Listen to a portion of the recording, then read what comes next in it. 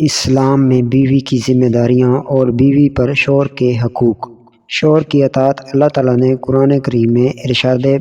باری تعالیٰ ہے، مرد عورتوں پر حاکم ہیں، اس وجہ سے کہ اللہ تعالیٰ نے ایک کو دوسرے پر فضیلت دی ہے، اور اس وجہ سے مردوں نے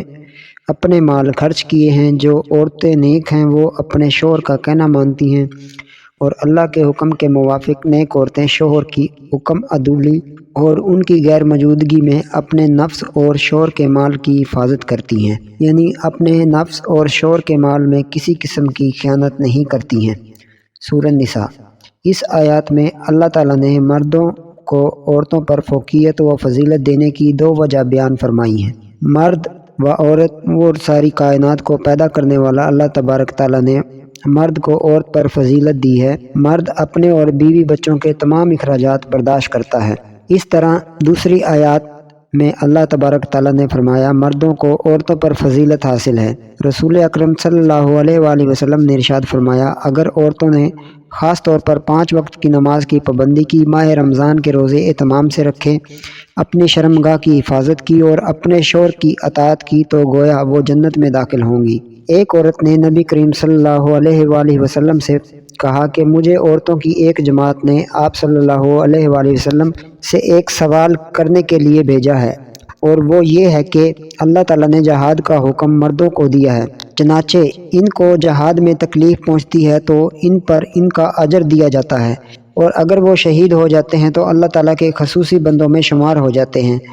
کہ مرنے کے باوجود وہ زندہ رہتے ہیں، اور اللہ تبارک و تعالیٰ کی طرف سے خصوصی رزق ان کو دیا جاتا ہے۔ ہم عورتیں ان کی خدمت کرتی ہیں، ہمارے لیے کیا اجر ہے؟ تو نبی کریم صلی اللہ علیہ وآلہ وسلم نے ارشاد فرمایا، جن عورتوں کی طرف سے تم بھیجی گئی ہو ان کو اطلاع کر دو کہ شوہر کی اطاعت اور اس کے حق کا اعتراف تمہارے لیے اللہ کے راستے میں جہاد کے برابر ہے، لیکن تم میں سے کم ہی عورتیں اس ذمہ داری کو بخوبی سر انجام دیتی ہیں۔ ان دنوں مرد و عورت کے درمیان مساوات اور آزادی نسواں کا بڑا شور ہے، اور بعض ہمارے بھائی بھی اس پروپیگنڈے میں شریک ہو جاتے ہیں۔ حقیقت یہ ہے کہ مرد و عورت زندگی کے گاڑی کے 2 پہیے ہیں، زندگی کا سفر دونوں کو ایک ساتھ طے کرنا ہے۔ اب زندگی کے سفر کو طے کرنے میں انتظام کی خاطر یہ لازمی بات ہے کہ دونوں میں سے کوئی ایک سفر کا ذمہ دار ہو، تاکہ زندگی کا نظام صحیح چل سکے، لہٰذا دونوں کو ہی امیر بنایا جائے۔ عورت کو اس کی زندگی کے سفر کا امیر بنا دیا جائے، مرد کو اس کی زندگی کے سفر کا امیر بنا دیا جائے۔ پہلی شکل میں اختلاف کی صورت میں مسئلہ حل ہونے کی بجائے پیچیدہ سے پیچیدہ ہوتا چلا جائے گا۔ دوسری شکل بھی ممکن نہیں ہے، کیونکہ مرد و عورت کو پیدا کرنے والے نے صنف نازک کو ایسے اوصاف سے پیدا کیا ہے کہ وہ ہر مرد پر حاکم بن کر زندگی نہیں گزار سکتی، لہٰذا اب ایک ہی صورت بچی ہے، وہ یہ ہے کہ مرد اس کی زندگی کے سفر کا امیر بن کر رہے۔ مرد میں عادتاً و طبیعتاً عورت کی یہ نسبت فکر و تدبر اور برداشت و تحمل کی قوت زیادہ ہوتی ہے، نیز انسانی خلقت، فطرت، قوت اور صلاحیت کے لحاظ سے اور عقل کے لحاظ سے انسان غور و خوض کرے تو یہی نظر آئے گا کہ اللہ تبارک تعالیٰ نے جو قوت مرد کو عطا کی ہے، بڑے بڑے کام کرنے کی جو صلاحیت مرد کو عطا فرمائی ہے، وہ عورت کو نہیں دی گئی، لہٰذا امارت اور سربراہی کا کام صحیح طور پر مرد ہی سر انجام دے سکتا ہے۔ اس مسئلے کے لیے اپنی عقل سے فیصلہ کرنے کی بجائے اس ذات سے پوچھیں جس نے ان دونوں کو پیدا کیا ہے۔ چنانچہ خالق کائنات نے قرآن مجید میں واضح الفاظ کے ساتھ اس مسئلے کا حل پیش کیا ہے۔ اللہ تعالیٰ نے واضح الفاظ میں ذکر فرما دیا ہے کہ مرد ہی زندگی کے سفر کا سربراہ رہے گا، اور فیصلہ کرنے کا حق مرد ہی کو حاصل ہے، اگرچہ مرد کو چاہیے کہ وہ عورت کو اپنے فیصلوں میں شامل کرے۔ مرد حضرات بھی اس بات کو اچھی طرح ذہن نشین کر لیں کہ بے شک مرد عورت کے لیے قوام یعنی امیر کی حیثیت رکھتا ہے، لیکن ساتھ ہی دونوں کے درمیان دوستی کا بھی تعلق ہے، یعنی انتظامی طور پر تو مرد امیر ہیں، لیکن باہمی تعلق دوستی جیسا ہے، ایسا تعلق نہیں ہے جیسا مالک اور نوکر کے درمیان ہوتا ہے۔ ایک مرتبہ حضور اکرم صلی اللہ علیہ وسلم نے فرمایا حضرت عائشہ سے کہ جب تم مجھ سے راضی ہوتی ہو اور جب تم مجھ سے ناراض ہوتی ہو، دونوں حالتوں میں مجھے علم ہو جاتا ہے، حضرت عائشہ رضی اللہ تعالیٰ عنہ نے پوچھا یا رسول اللہ کس طرح علم ہو جاتا ہے؟ آپ صلی اللہ علیہ وآلہ وسلم نے فرمایا کہ جب تم مجھ سے راضی ہوتی ہو تو رب محمد کے الفاظ کے ساتھ قسم کھاتی ہوں، اور جب تم مجھ سے ناراض ہوتی ہو تو رب ابراہیم کے الفاظ کے ساتھ قسم کھاتی ہوں۔ اس وقت تم میرا نام نہیں لیتی بلکہ حضرت ابراہیم علیہ السلام کا نام لیتی ہو۔ حضرت عائشہ نے فرمایا کہ یا رسول اللہ میں صرف آپ کا نام چھوڑتی ہوں، اللہ کے علاوہ کچھ نہیں چھوڑتی۔ اب آپ اندازہ لگائیں کہ کون ناراض ہو رہا ہے حضرت عائشہ اور کس سے ناراض ہو رہی ہے حضور اکرم صلی اللہ علیہ وسلم سے۔ معلوم ہوا کہ اگر بیوی ناراضگی کا اظہار کر رہی ہے تو یہ مرد کی قوامیت یعنی امارت کے خلاف نہیں، کیونکہ نبی کریم صلی اللہ علیہ وسلم نے بڑی خوشی طبیعی کے ساتھ اس کا ذکر فرمایا کہ مجھے تمہاری ناراضگی کا پتہ چل جاتا ہے۔ اس طرح واقعہ افق کو یاد کریں جس میں حضرت عائشہ پر تہمت لگائی گئی تھی، جس کی وجہ سے حضرت عائشہ پر قیامت صغریٰ برپا ہو گئی تھی، حتیٰ کہ نبی کریم صلی اللہ علیہ وسلم کو بھی شبہ ہو گیا تھا کہ کہیں حضرت عائشہ سے کوئی واقعی غلطی تو نہیں ہو گئی ہے۔ جب آیت برات نازل ہوئی جس میں اللہ تعالیٰ نے حضرت عائشہ کی برات کا اعلان کیا تو حضور اکرم صلی اللہ علیہ وآلہ وسلم اور حضرت ابو بکر صدیق بہت خوش ہوئے، اور حضرت ابو بکر صدیق نے حضرت عائشہ سے کہا کھڑی ہو جا اور نبی کریم صلی اللہ علیہ وسلم کو سلام کرو۔ حضرت عائشہ رضی اللہ تعالیٰ عنہ بستر پر لیٹی ہوئی تھی اور برات کی آیات سن لی اور اپنے لیٹے لیٹے فرمایا کہ یہ تو اللہ تعالیٰ کا کرم ہے کہ اس نے میری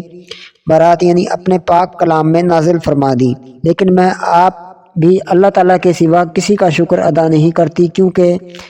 آپ لوگوں نے تو اپنے دل میں یہ اعتماد پیدا کر لیا تھا کہ شاید مجھ سے غلطی ہو گئی ہے۔ بظاہر حضرت عائشہ رضی اللہ تعالیٰ عنہ نبی کریم صلی اللہ علیہ وسلم کے سامنے کھڑے ہونے سے اعتراض فرمایا، لیکن حضور اکرم صلی اللہ علیہ وآلہ وسلم نے اس کو برا نہیں سمجھا، اس لیے کہ یہ ناز کی بات ہے۔ یہ ناز در حقیقت اسی دوستی کا تقاضا ہے جو میاں بیوی کے درمیان ہوتی ہے۔ معلوم ہوا کہ میاں بیوی کے درمیان حاکمیت اور محکومیت کا رشتہ نہیں بلکہ دوستی کا بھی رشتہ ہے، اور اسی دوستی کا حق یہ ہے کہ اس قسم کے ناز کو برداشت کیا جائے۔ بہرحال چونکہ اللہ تعالیٰ نے مرد کو امیر بنایا ہے اسی لیے فیصلہ اس کا ماننا ہوگا۔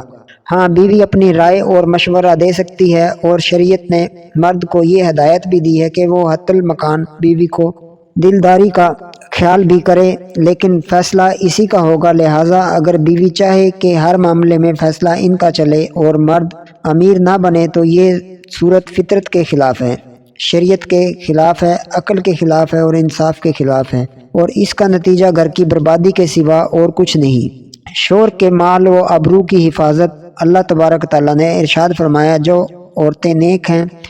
وہ اپنے شوہر کی تابعداری کرتی ہیں، اور اللہ کے حکم کے موافق نیک عورتیں شوہر کی عدم موجودگی میں اپنے نفس اور اپنے شوہر کے مال کی حفاظت کرتی ہیں،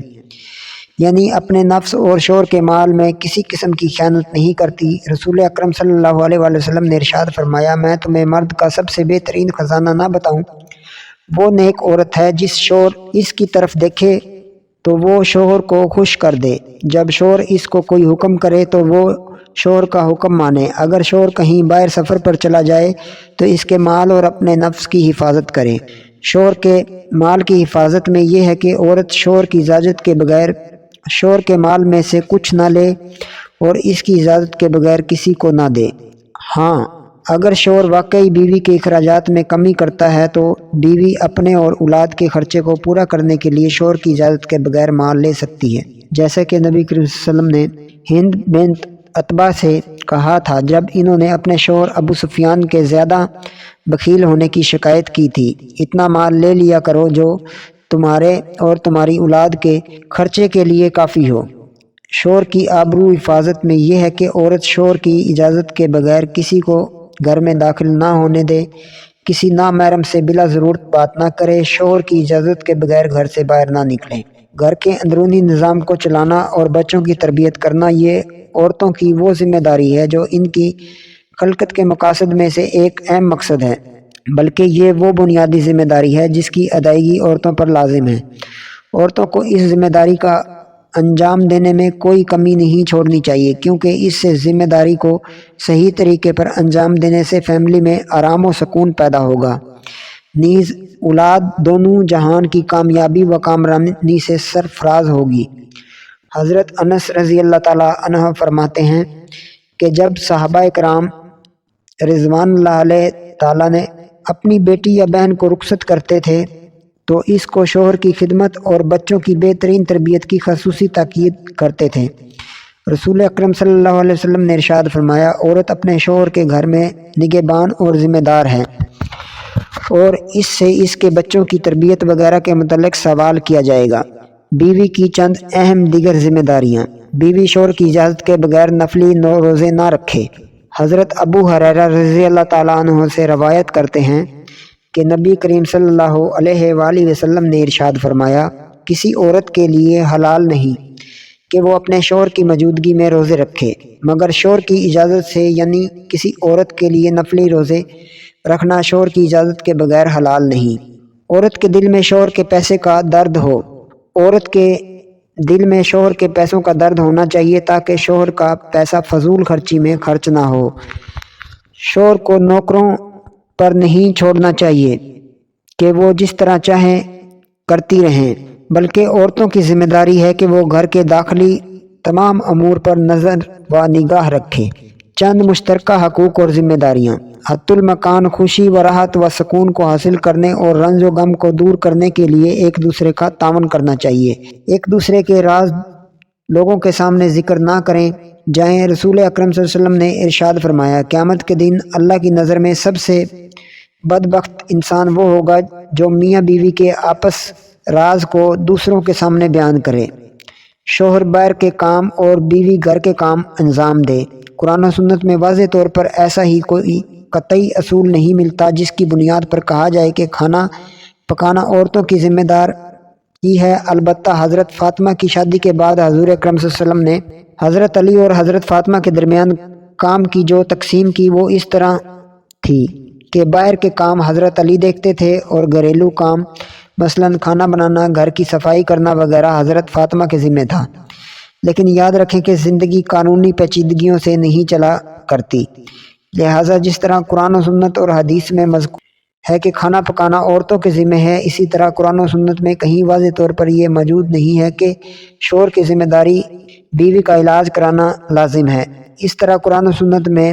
مرد کے ذمہ نہیں ہے کہ وہ بیوی کو اس کے والدین کے گھر ملاقات کے لیے لے جایا کرے۔ اس طرح اگر بیوی کے والدین یا بھائی بہن اس کے گھر آئیں تو مرد کی ذمہ داری نہیں ہے کہ مرغ مسلم و کوفتے و کباب وغیرہ لے کر آئے۔ معلوم ہوا کہ دونوں ایک دوسرے کی خدمت کے جذبے سے رہیں، باہر کے کام مرد انجام دے اور عورت گھر کی معاملات کو بخوبی سر انجام دے۔ میاں بیوی کی مشترکہ ذمہ داریوں میں سے ایک اہم ذمہ داری یہ ہے کہ دونوں